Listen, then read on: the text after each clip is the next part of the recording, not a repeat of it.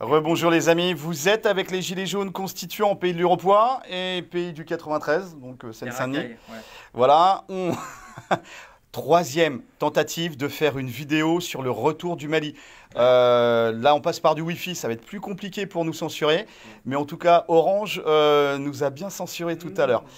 Et c'est pas la première fois quand ça parle du Mali. Non. On est avec Yannick du 93, donc des Gilets Yes. jaunes constituants du 93. Il est parti au Mali, il a rencontré des Maliens, il revient, et puis là, il vient nous faire le débriefing. On a plein de questions à te poser. On est avec des collègues, donc Carole voilà, et Sophie. et Sophie, et puis d'autres collègues qui sont encore plus timides.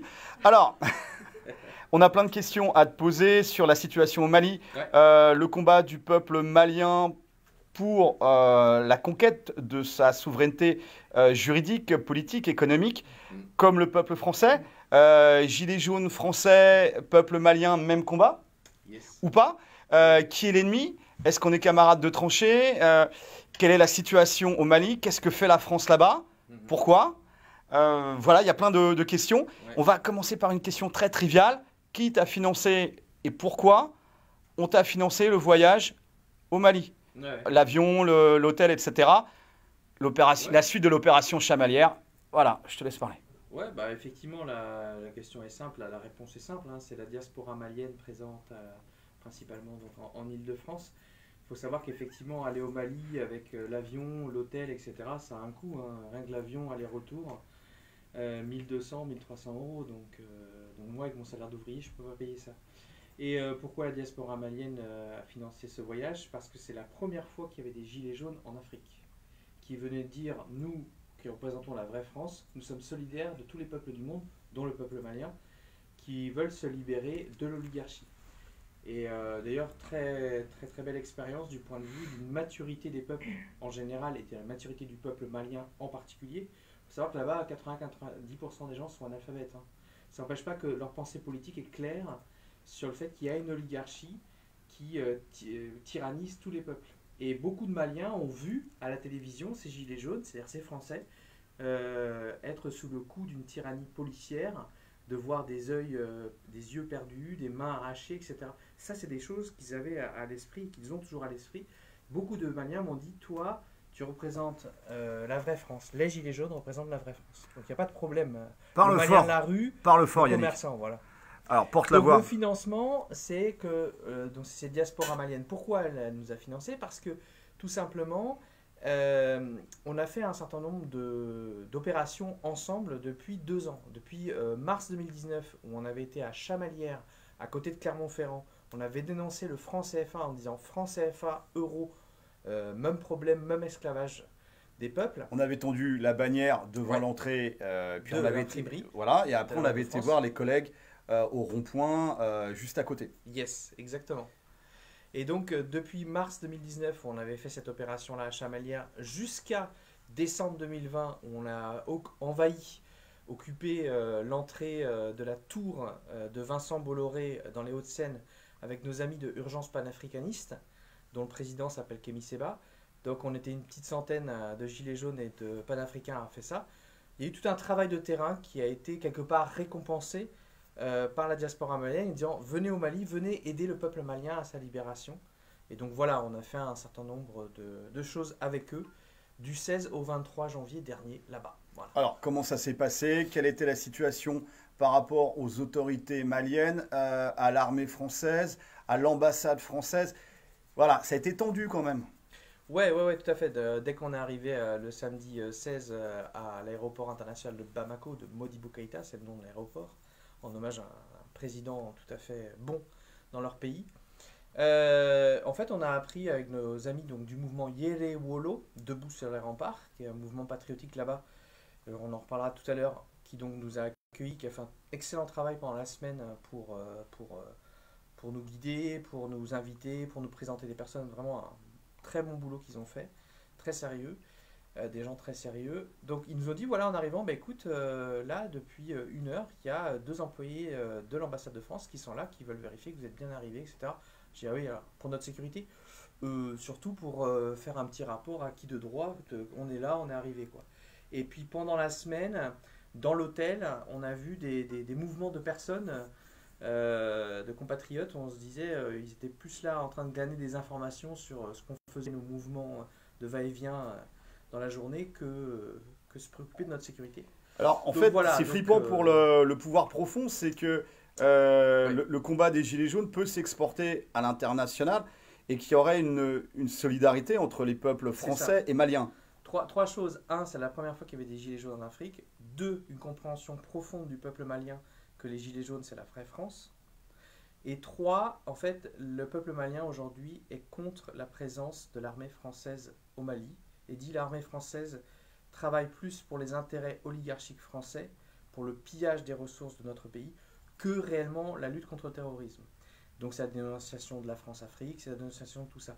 Donc ces gens-là sont en train de dire, nous avons un problème avec l'armée française, nous avons un problème avec l'État français, mais nous n'avons pas de problème avec le peuple français, et nous voulons travailler avec le peuple français pour évincer l'oligarchie française chez nous au Sahel, mais toutes les formes d'oligarchie qui oppriment.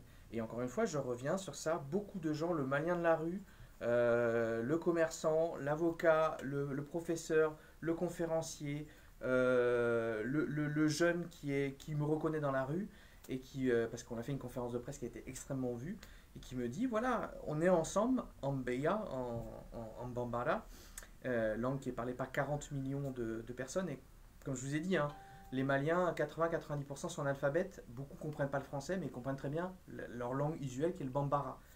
Et du coup, voilà, avec leurs mots ou avec des amis qui parlent français, ils expliquent, voilà, vous les Gilets jaunes, vous êtes la vraie France. Celle qui souffre, celle qui est tyrannisée par l'État. Donc distinction très claire entre l'État, Macron, les oligarques et le peuple français. Donc cette maturité-là, que j'ai vue au Mali, c'est ça qui fait peur en fait, c'est qu'il y ait une maturité en général des peuples contre l'oligarchie. Et c'est ça que l'oligarchie a bien compris. L'oligarchie et la tyrannie bancaire, et la tyrannie... Oui, dont la manifestation là-bas est le franc CFA. Et ici, c'est l'euro. C'est l'euro. Et c'est en général un système financier dans lequel il y a l'euro, le franc CFA, les différentes monnaies, le dollar, le yen, le yuan, tout ce que vous voulez, mais dans lequel en fait une trentaine de mégabanques contrôlent 80-90% des flux financiers, donc décident aussi de où on investit, où on va, et quel visage, en termes d'infrastructure, en termes économiques, en termes sociaux, va avoir demain. Or, c'est normalement les peuples, ceux qui travaillent, qui doivent décider de où on va, où on investit, les priorités. Ah, ça s'appelle la souveraineté, ça. Ça s'appelle la souveraineté en général et la souveraineté monétaire et économique plus particulièrement, ouais. Alors, comment ça se passe au niveau politique, au niveau du Mali, avec l'armée française, le combat contre les djihadistes? Très compliqué tout ça. Oui, tout à fait. Alors, quel est le narratif officiel et puis quel est, toi, ton retour du terrain? Donc officiellement, le Mali est plombé par le djihadisme depuis les années 2010. En 2012, l'État malien appelle la France à la rescousse et entre autres son armée pour venir combattre les djihadistes qui sont présents surtout à ce moment-là dans le nord du Mali.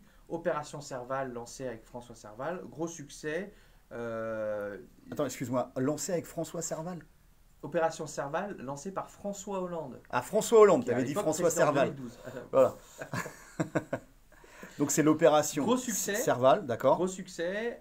Succès militaire. Voilà, et on a succès militaire et ça. Donc on a l'impression que ça va être bouclé en 6 mois, que quasiment tous les terroristes vont pas pouvoir rester là et c'en est fini quoi. Et que donc le Mali de nouveau peut respirer. Maintenant on est en 2021. Qu'est-ce qui s'est passé? C'est que en fait, le terrorisme a progressé dans le pays. Il est présent donc toujours dans le nord et même maintenant dans le centre du pays. Et s'est renforcé, a recruté, a progressé, etc. Et avec des attentats, avec une insécurité sur plus de 50% du territoire malien. Et deuxième chose, donc maintenant on est dans l'opération Barkhane depuis 2013, donc opération longue, qu'on pourrait faire en parallèle avec les Américains en Irak. Ils arrivent, c'est le succès, etc. Et puis après, ils restent sur le long terme et c'est le bordel. Et en fait, c'est pire qu'avant. Ça, c'est la situation dans laquelle on est au Mali actuellement. Alors, tu as toujours plusieurs niveaux de lecture d'une situation. Ouais. Donc, les gentils Français qui sont sur place pour combattre les djihadistes. Mais derrière, il y a bien des intérêts miniers, gaziers, quelque chose. C'est ça. Et en fait, ce qui se passait, c'est qu'autant en 2012, le peuple malien était favorable à la venue de l'armée française, autant aujourd'hui, la majorité du peuple malien et pour que l'armée française retourne à la maison.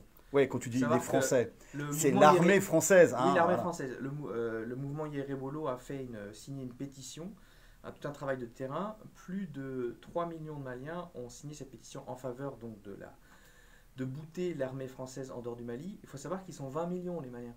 Donc 3 millions sur 20 millions, c'est quand même pas Et rien. sachant que la moitié de la population a moins de 15 ans. Et ça peut vous permettre de comprendre que Yerewolo, donc le mouvement qui nous a invités, c'est pas un mouvement avec trois bouts de carton et de la communication derrière. Non, non, c'est vraiment un mouvement profond dans le pays et ils ont fait tout ce travail de terrain. Imaginez 3 millions de signatures. Voilà. Sur un pays de 20 millions Ouais. d'habitants, dont la moitié ont moins de 15 ans. Donc, si vous voulez, ce qui se passe, c'est que donc on va du succès militaire aux défaites militaires. Et en fait, ce qu'il faut comprendre, ça c'est un article du Canard enchaîné qui est sorti au mois de janvier. La situation de l'armée française, c'est que vous avez certains soldats au Mali qui sont obligés de payer leurs propres bottes qui sont trouées parce qu'il n'y Leurs a pas propres équipements. suffisamment d'équipements et de matériel.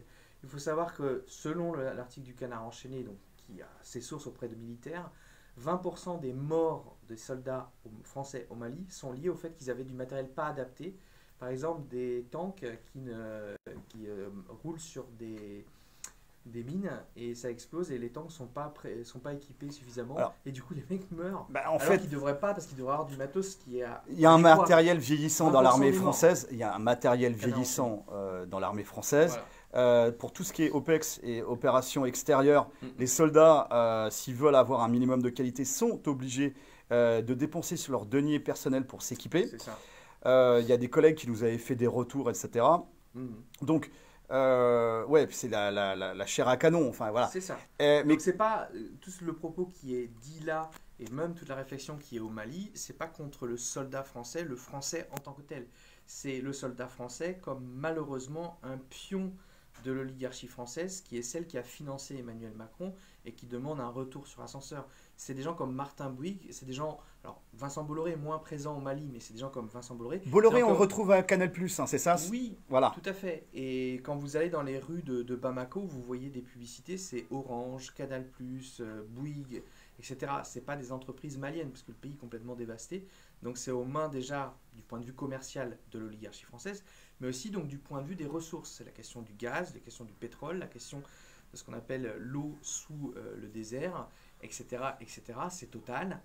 C'est tout ça qui est là. Donc tous ces enjeux-là sont là. Et donc la présence des soldats français, la présence des casernes françaises est plus définie par rapport à des objectifs de protéger les ressources naturelles qui sont exploitées par les oligarques français, plus que des questions militaires. Donc du coup, vous avez cette progression du terrorisme sur le terrain, la question du financement du terrorisme, d'où vient l'argent, la question des flux d'armes qui viennent entre autres de Libye où la France est intervenue sous Sarkozy, on se rappelle. Donc tout ça fait un méli-mélo dans lequel les gens, qu'ils soient cultivés ou pas au Mali, constatent une chose, depuis 2012, en fait, les Français, pas le peuple français, mais l'armée française n'est pas là pour réellement gagner des victoires militaires avec les Maliens contre le djihadisme qui est une plaie, évidemment, mais vraiment pour défendre les intérêts oligarchiques français au Sahel. Donc L'uranium, j'ai oublié l'uranium. les djihadistes seraient finalement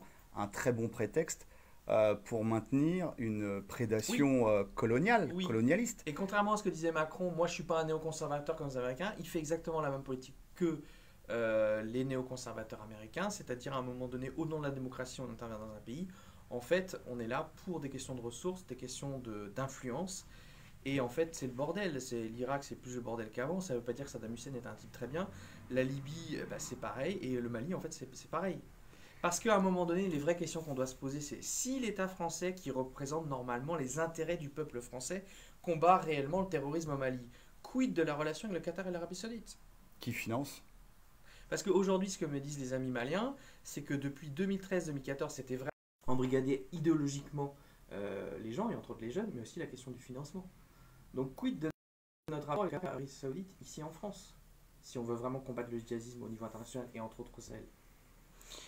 Alors là, faire un pont entre les peuples maliens et français dans leur combat pour conquérir leur souveraineté, là, ça va pas plaire à l'oligarchie. Quel a été le mouvement de l'oligarchie? Le mouvement de l'oligarchie. En réponse à oui. ce lien avec le peuple malien. Alors, en fait, d'abord, pendant le voyage, on a constaté donc que c'était des personnes voulaient vraiment savoir nos va-et-vient parce que c'était très intensif. Hein, sur la semaine qu'on a venue, on se couchait en gros à 2-3 heures du matin et on se levait le lendemain à 7-8 heures et on enchaînait les rencontres, les actions, etc. Vous étiez sous surveillance? Ouais, D'accord. concrètement. L'autre chose, c'est ce qui est très suspect, c'est quand je suis revenu à l'aéroport de Paris, les questions assez Ouais. impertinentes de la douanière, qui a fait des va-et-vient avec son collègue, et qui m'en a demandé 3 fois où je travaillais, d'où je venais, qu'est-ce que j'avais fait au Mali, etc. Alors, Bon, on sait que l'oligarchie travaille beaucoup par proxy, par soft power, par association, en finançant des associations. On l'a vu avec la Ligue des droits de l'homme, Ouais. financée par l'Open Society de Soros. En 2017, 343 ou 347 000 euros. Donc la main qui donne, elle est au-dessus de la main qui reçoit. Hein. Ouais. Puis il y a toujours les gars sur le terrain qui sont bénévoles, mais eux, ils sont pas au courant de tout ça. Et pourtant, c'était sur leur page, le rapport financier de 2017. Comment l'oligarchie, voilà, que les peuples fassent du lien, ça les intéresse pas. Eux, ils dirigent en gérant la division. Si. Faisons du lien pour faire de l'humanitaire. Mais jamais contre l'oligarchie, le lien. Regardez, je vais vous donner un exemple pour comprendre la chose. Il y a tout un certain nombre de gens, de bonne intention certainement, mais qui sur le fond se trompent. De mouvements de gauche, etc., qui ont fait la semaine anticoloniale en France. Donc c'est des conférences, des discussions entre intellectuels, entre conférenciers, entre humanitaires sur le néocolonialisme français. Semaine anticoloniale. Ça a duré une semaine. Vous regardez le programme de la semaine anticoloniale, il n'y a aucune conférence sur le Mali, sur la situation au Mali. Le fait que 80% des Maliens demandent que l'armée française parte du Mali parce qu'elle se comporte comme une armée néocoloniale. Rien. Donc à un moment donné, on peut parler de certaines choses, mais il ne faut pas dépasser certaines bornes. La notion d'une oligarchie, premièrement. La deuxième chose, que les peuples soient conscients de cette oligarchie, qu'il y ait une maturité et qu'il y ait des fonds, malgré les différences, même des fois des oppositions entre les peuples, mais malgré tout, on a un ennemi commun et qu'on ne se trompe pas d'ennemi, ça, ils ne veulent pas. Parce que l'oligarchie, elle intervient pas uniquement au niveau français, l'oligarchie française, elle opère au niveau international. Voilà, bon, en tout cas, c'est extrêmement intéressant ce retour. Si Alors, les collègues ont des questions. Ouais, juste une dernière chose que je voulais dire, c'est que donc on devait faire une manifestation le 20 janvier pour parler de tout ça. Je devais faire un discours devant des milliers de Maliens. Et en fait, la manifestation a été interdite la veille pour raison de crise sanitaire par le pouvoir malien. Et en fait, tout de suite, il y a eu un article du Monde Afrique. Si vous voulez comprendre ça, lisez ce monde, le truc du Monde Afrique, qui est lié au monde. Hein. Le monde chez nous, c'est l'immonde, c'est-à-dire c'est la parole de l'oligarchie. Et en gros, le Monde Afrique a bien fait comprendre dans son article que c'était le Quai d'Orsay, donc ministre des Affaires étrangères, qui avait appelé le pouvoir Bamako et dit vous interdisez cette manifestation avec les Gilets jaunes. Alors, Voilà. moi, j'ai pas la preuve. Je dis juste, c'est écrit comme ça, ou quasiment comme ça, dans le Monde Afrique, qui sont les pages Afrique du monde. Voilà. En Le tout Monde, cas, c'est pas médias un truc, oligarchiques de c'est Sylvain pas D'accord. Lagardère, Lagardère, donc, voilà. Hein, c'est pas le site complotiste.com, le monde. Voilà. Voilà. Yannick, merci de ce retour-là. Pour les collègues, si vous avez des questions, c'est le moment. Moi j'ai une question. Je voudrais savoir ce que réclament les Maliens.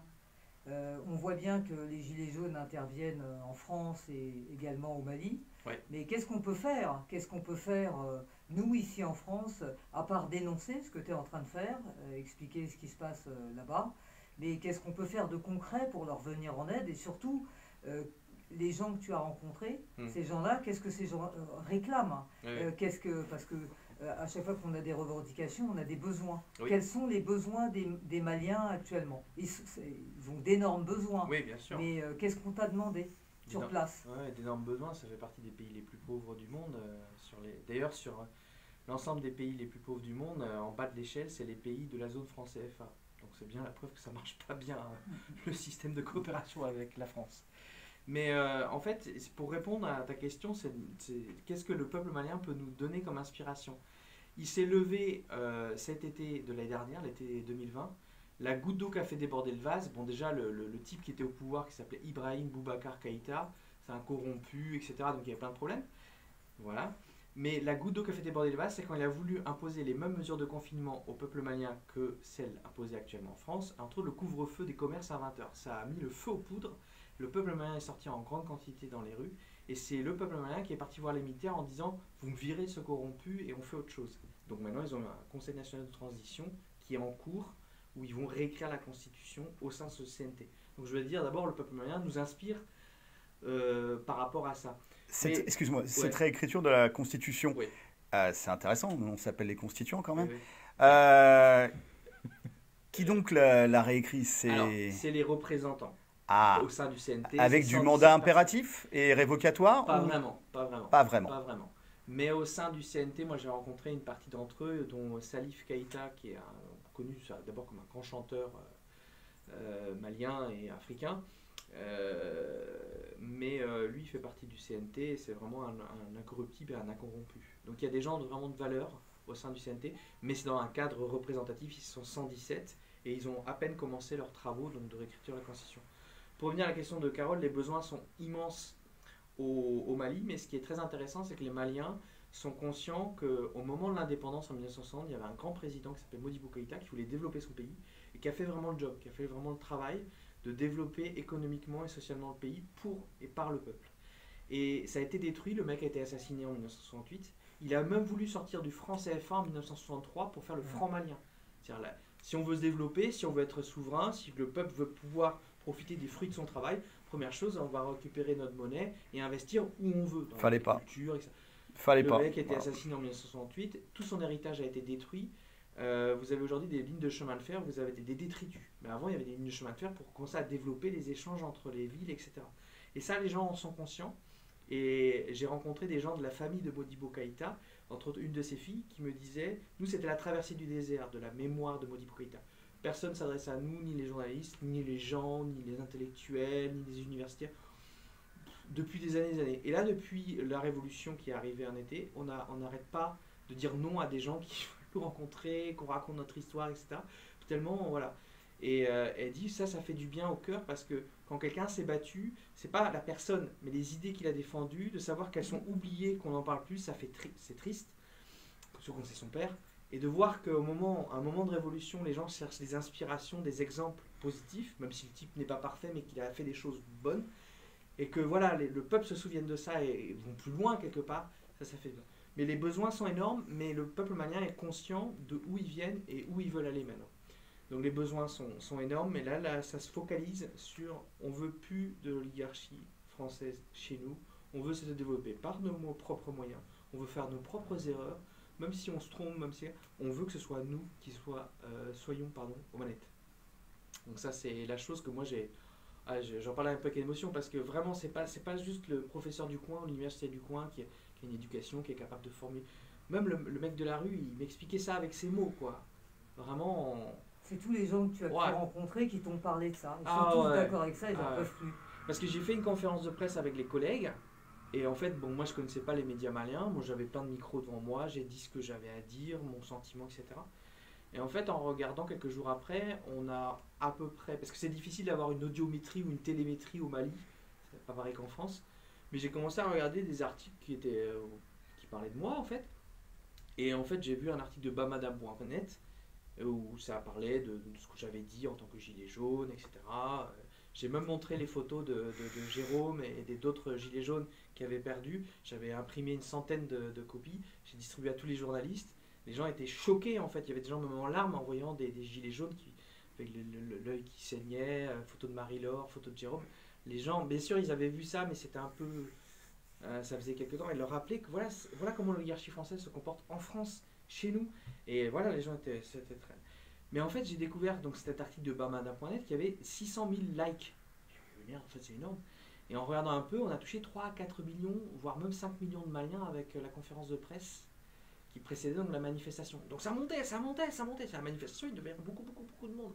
On a été dans les mosquées pour dire aux gens de venir à l'invitation d'imam, parce que ça fonctionne comme ça là-bas, à la manifestation. On a été invité par l'association des marchands de Bamako. On a été au milieu de Bamako, au milieu des rues, quoi. Il y avait 500, 600, 700 personnes, je sais pas. Et on parlait en français, et les gens traduisaient en bambara. On disait, venez à la manifestation du 20 janvier, etc. Ça montait. Les gens commençaient à reconnaître dans la rue, etc. Et vraiment, ce qui ressort, c'est deux choses. Un, les gilets jaunes, c'est la vraie France. Et deux, on est ensemble, on a un ennemi commun. Même si des gens ne disent pas forcément le mot oligarchie, on a un ennemi commun. Et ça, moi j'appelle ça de la maturité. Et on est dans un moment où, en dehors de l'Afrique même, on voit ça de manière différente. Des fois, ça s'exprime en Argentine à travers le retour de Kirchner contre le Macri. Macri, c'était l'ancien président de l'Argentine, Macron-Macri, qui faisait le programme du FMI en fait. Et donc il y a eu une révolte populaire dans les urnes en Argentine. Donc il y a différentes manifestations, même en Italie à travers le mouvement 5 étoiles et le mouvement Ligue du Nord. On peut en penser ce qu'on veut, mais c'était une manifestation du peuple italien d'un ras-le-bol de cette technocratie, de cette bureaucratie, de cette élite européenne, européiste, qui sert l'oligarchie au détriment des peuples. Donc ça s'exprime de manière différente. Chez nous, ça a été les gilets jaunes massivement. Maintenant, c'est les gilets jaunes comme l'avant-garde qui pousse, qui est toujours présente même dans le champ des étudiants ou de la manifestation retraite ou aux manifestations contre la sécurité. Ils reprennent en fait le on est là à leur sauce. Donc c'est toujours présent. Voilà. Donc ça prend différentes manifestations. Mais il y a une maturité des peuples à comprendre, il y a un ennemi commun, il y a un système commun qui nous oppresse au-delà de tel ou tel dirigeant qui est le larbin, et on fait des ponts, on essaie de travailler ensemble contre cet ennemi commun. Et là, l'oligarchie commence à paniquer, parce que ça veut dire qu'on prend conscience qu'elle existe. Ces gens qui aiment bien être dans l'invisible deviennent un coup visibles pour les gens, on en parle, c'est pas juste dans les cercles complotistes ou vus comme complotistes, ou questionnistes. Ça devient une discussion de comptoir, comme ça. Et on essaie de définir une stratégie de comment on va faire contre cet ennemi commun. Oula, c'est pas bon. Donc la parole, c'est essentiel. C'est essentiel pour, voilà. pour ces ponts. Pour ces ponts communs, pour arriver à répondre justement à cette pression constante de l'oligarchie. Et parce qu'il faut lier la parole à l'action, le 26 mars prochain, le mouvement Yele Wolo appelle de nouveau à une manifestation donc à Bamako, et ils essaient de s'organiser avec les diasporas maliennes pour faire la même chose à Paris, ici en France. Donc en tant que gilet jaune ou pas en tant que gilet jaune, on peut aussi aller le 26 mars, si c'est confirmé, aller soutenir la diaspora malienne et dire on a un ennemi commun, d'avoir ces petites discussions qu'on a là avec les autres, leur demander qu'est-ce qu'ils entendent par oligarchie, s'ils ont déjà entendu le terme, et là les gens vont être très surpris en fait. C'est ça parce que beaucoup de gilets jaunes sont conscients de ça. Parce que moi, j'ai une des choses qui m'a fait adhérer, entre guillemets, au mouvement des Gilets jaunes, j'étais déjà très impliqué avant, c'est que pour la première fois dans un mouvement social, le terme d'oligarchie, mais surtout ok, on en a marre des impôts, des taxes, mais qui crée l'argent? C'est quoi les interrogations? C'est la première fois que ça devenait quelque chose de collectif au sein d'un mouvement social, sur les banderoles, sur les pancartes, dans la discussion des gens. Et c'était pas juste par rapport à la retraite, par rapport à tel point, la loi travail, etc. On est très loin du catégoriel. On allait au-delà. Et voilà, on va sur les causes. Je sais pas qu'on avait des revendications très catégorielles sur la baisse des impôts, la fin de certaines taxes, le niveau digne pour nos retraités, c'était très catégoriel. Mais au-delà de ça, il y avait des interrogations et même pointées sur cette notion-là. Et c'est ça que j'ai trouvé intéressant.